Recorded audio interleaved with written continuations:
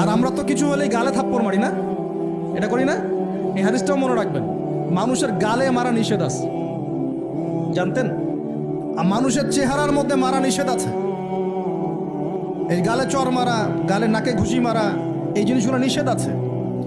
কারণ এই চেহারাটা আল্লাহ রাব্বুল আলামিন, মানে আদম সন্তানের এই স্ট্রাকচারটা আল্লাহ রাব্বুল আলামিন সূরা সদের মধ্যে বলেছেন, খলাকতু বিয়াদাই, আমি নিজ হাতে সৃষ্টি করেছি। সুবহানাল্লাহ। আর সেই মানুষকে তোমরা এমন নির্মমভাবে কেন মারো?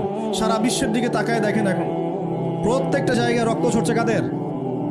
মুসলিমদের। কাদের? মুসলিমদের। আল্লাহ পাক আমাদেরকে বোঝার তৌফিক দান করুন। আর আল্লাহ পাক কোরআনে কি বলছেন? যদি কোনো মানুষ একজন মানুষের জীবন বাঁচায়, সে যেন পুরো মানব জাতিকে বাঁচানো। এত পছন্দ আল্লাহর কাছে জীবন বাঁচানো।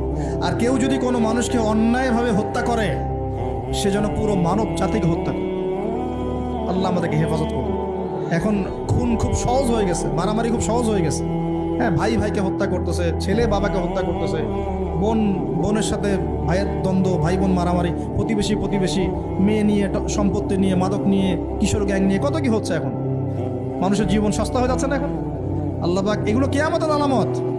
নবী সাল্লাল্লাহু আলাইহি ওয়াসাল্লাম বলেছেন, ওয়াল হারাজ, কিয়ামতের আগে আগে হারাজ বাড়বে। হারাজ, সাহাবীরা বলছেন, মাল হারাজ, হারাজ কি ইয়া রাসূলুল্লাহ? তিনি বলছেন, আল কতল, গণহত্যা বাড়বে, গণহত্যা।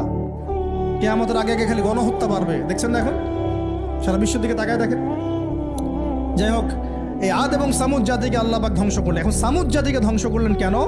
অহংকারের কারণে, কুফর শিরকের কারণে এবং মানুষকে পিটানোর কারণে। আল্লাহ বলছেন ওদেরকে ধ্বংস করেছি কি দিয়ে? সাইহাতান ওয়াহিদা। এটা ভালো করে মনে রাখবেন, সাইহাতান ওয়াহিদা মানে একটা শব্দ দিয়ে, প্রচন্ড ধুম একটা শব্দ, খালি এই এক শব্দে সবার কানের পর্দা ফেটে ফুটে জান বের হয়ে গেছে। আল্লাহু আকবার। এক শব্দে মানে ওদেরকে আলটিমেটাম দেওয়া হয়েছিল, তোমরা কি ফিরে আসবে? ওরা বলছে যে কি শাস্তি আসো নিয়ে আসো। তখন আল্লাহ পাক বলছেন 3 দিন সময় দিচ্ছি, 3 দিন যা করার করে নাও।